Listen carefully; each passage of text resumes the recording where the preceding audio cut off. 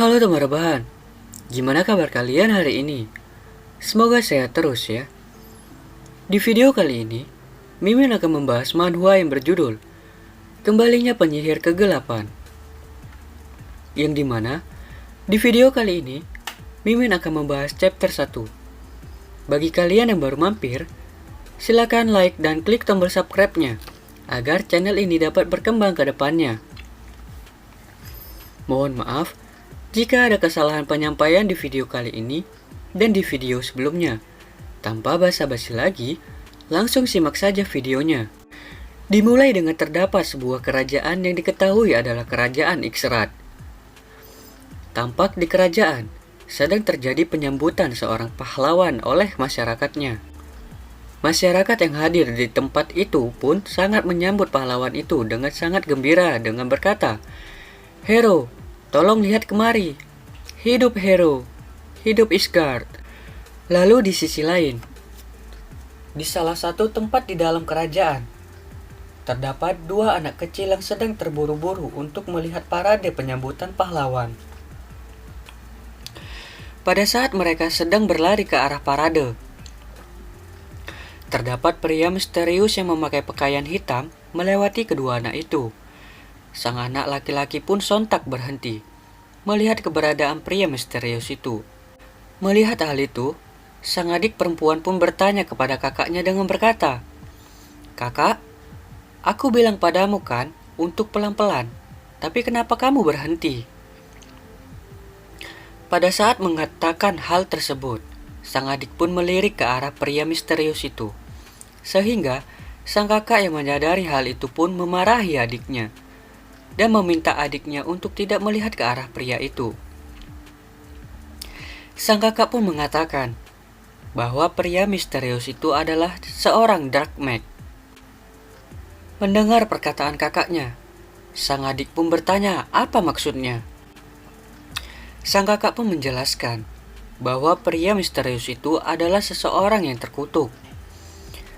Lalu, di dalam sebuah istana, terdapat seorang Saint yang sedang menunggu sambil melihat ke arah luar melalui jendela istana tersebut. Tiba-tiba seorang Dark Mage tadi pun membuka pintu ruangan pres tersebut dan mendatangi wanita itu. Menyadari Dark Mage itu telah kembali, wanita Saint itu pun melihat ke arah Dark Mage itu sambil berkata, "Kau telah kembali, Minol." Kemudian Minol pun meletakkan sebuah kepala yang dibawanya tadi dan menunjukkan kepada wanita Saint tersebut sambil berkata, "Dengan ini, ancaman terakhir Isgard telah tereliminasi."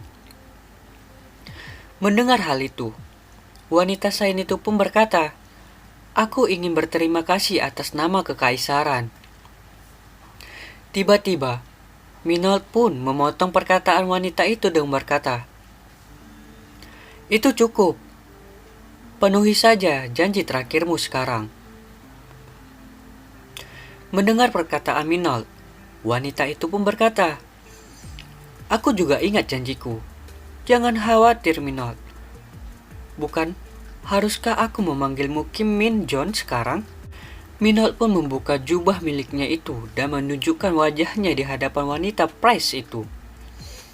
Kemudian, di sebuah ruang tahta istana tadi, wanita Saint itu pun membawa Minol ke tempat itu dan berkata kepadanya, "Akan kukatakan sekali lagi, aku tidak memberimu pekerjaan menjadi Dark Mage karena aku tidak menyukaimu. Fakta kalau kamu bekerja begitu keras untuk kekaisaran dari belakang adalah sesuatu yang sangat kusyukuri. Meskipun mulutmu cukup kotor, kamu sudah mencapai lebih dari cukup untuk mengubah opini buruk Dark Mage di Isgard." Mendengar hal itu, Minol pun berkata, "Aku sangat membencimu hingga aku bisa mati sekarang, Saint."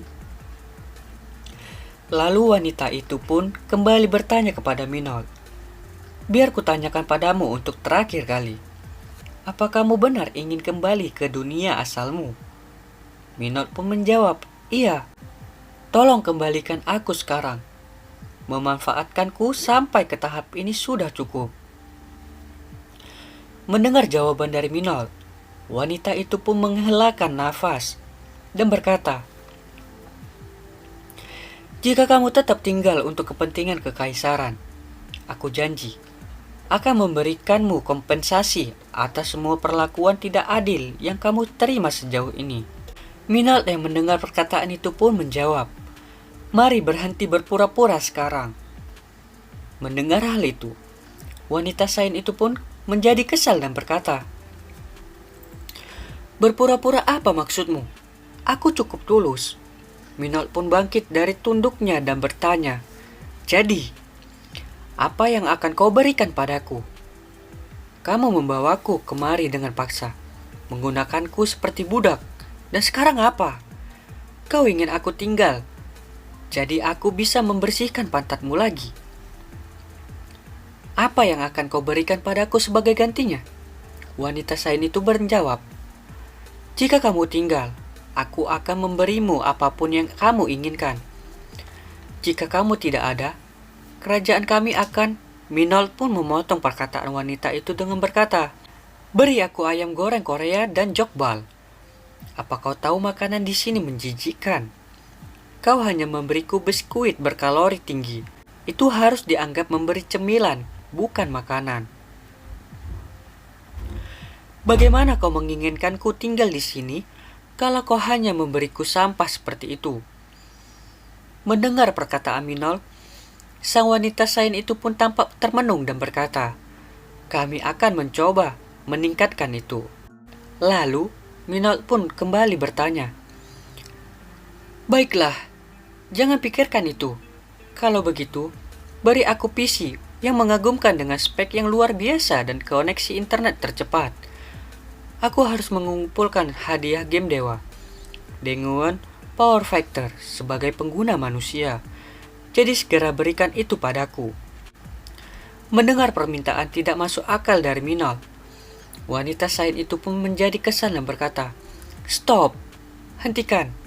Tidak bisakah kamu meminta sesuatu yang bisa aku berikan padamu, Kita akan mulai upacara pengembalian." Wanita Sain itu pun membawa Minold ke sebuah tempat untuk mengembalikan Minold ke dunia asalnya. Melihat tempat itu, Minold pun menjadi senang dan berkata, "Sudah begitu lama sejak aku berada di sini.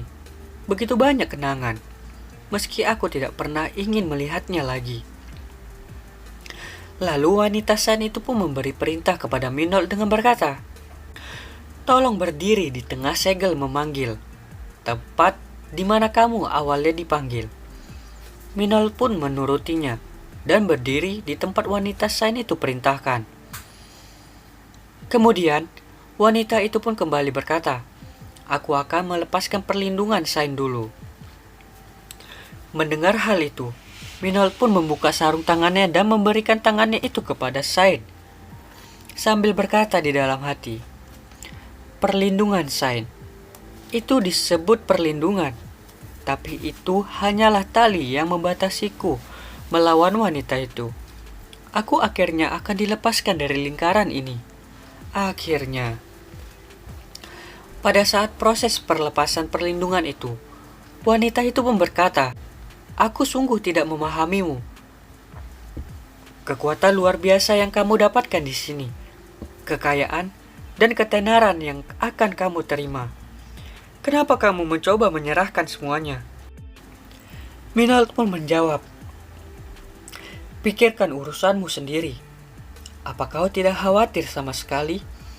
Begitu itu hilang, kau bisa mati di tanganku." Wanita itu pun kembali berkata, "Aku akan rela menerimanya sejak memulai semuanya." Beberapa saat kemudian, segel perlindungan Minold pun telah selesai dilepaskan. Wanita itu pun kembali berkata, "Perlindungan sudah dibatalkan. Kamu bisa membunuhku jika kau mau. Jika kamu tidak punya keinginan membunuhku, aku akan memulai upacara tahap selanjutnya. Sekarang aku akan menyingkirkan kekuatan yang kamu dapatkan di Isgard. Akan berbahaya bagimu melakukan perjalanan melalui portal dimensi dengan kekuatan dari sini." Tiba-tiba, Pada saat mengatakan hal tersebut, wanita Sain itu pun diserang oleh Minol dari belakang dan mengikat leher wanita Sain. Wanita itu pun menjadi kesal dan bertanya kepada Minol, "Apa maksudnya ini?" Minol pun berkata, "Apa kau tahu betapa sulitnya aku mendapatkan kekuatan ini? Apa kau benar-benar berpikir aku akan meninggalkannya? Sudah jelas, menyerahkan semua kekuatanku adalah bohongan."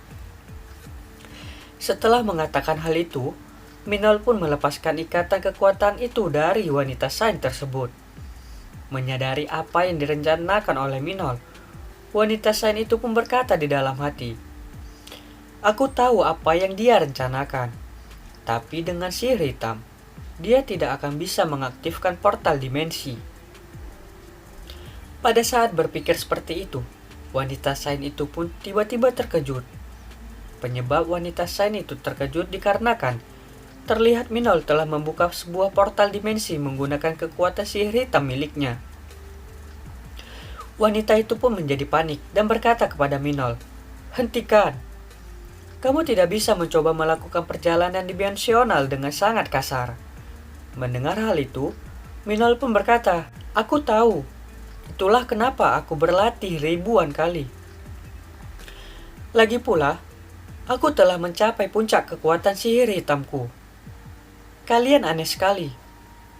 Kenapa kau membagi sihir hitam dan cahaya? Semuanya sama saja.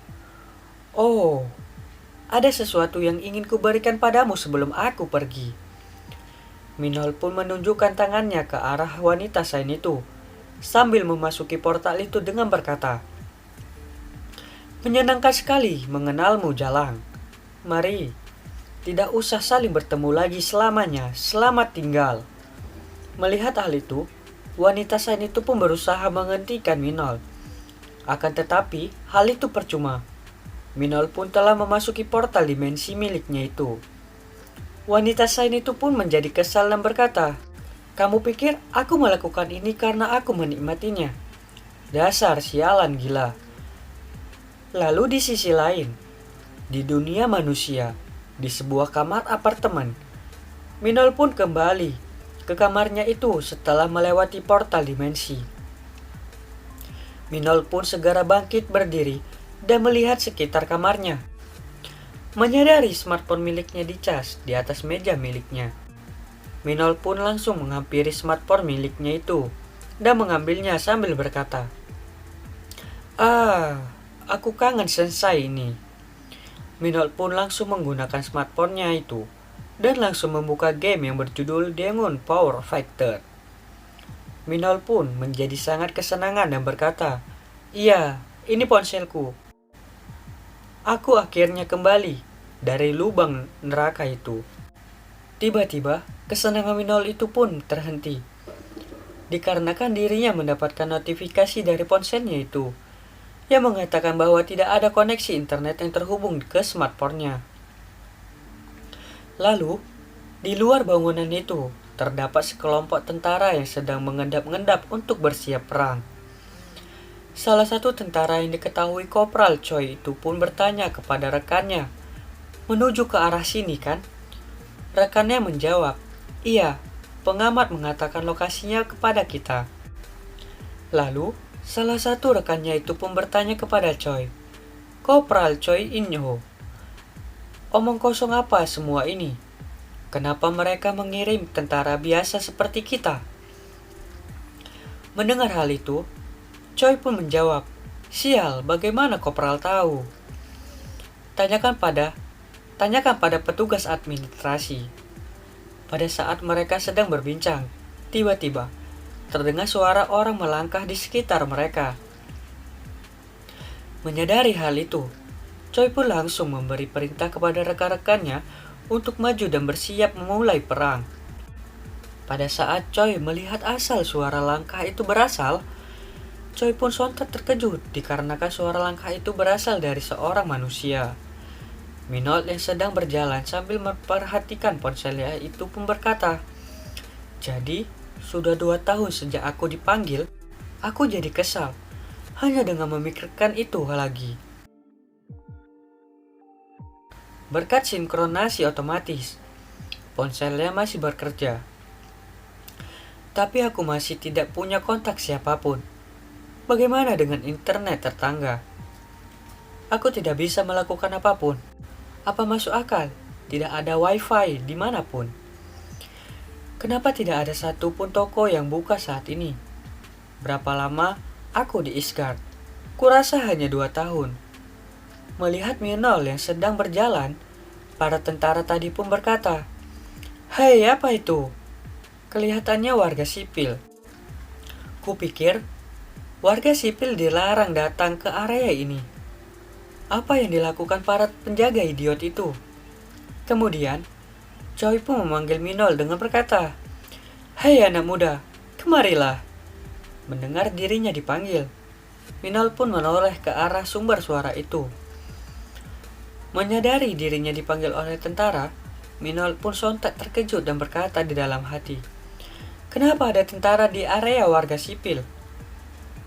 Kemudian, Minol pun meminta maaf kepada para tentara itu dengan berkata, "Maaf, aku cuma lewat." Tiba-tiba, Choi yang menyadari sesuatu itu pun berteriak kepada Minol untuk segera lari. Dan yang benar saja, di belakang Minol pun sudah muncul seekor monster serigala. Ia sudah bersiap untuk menyerang Minol.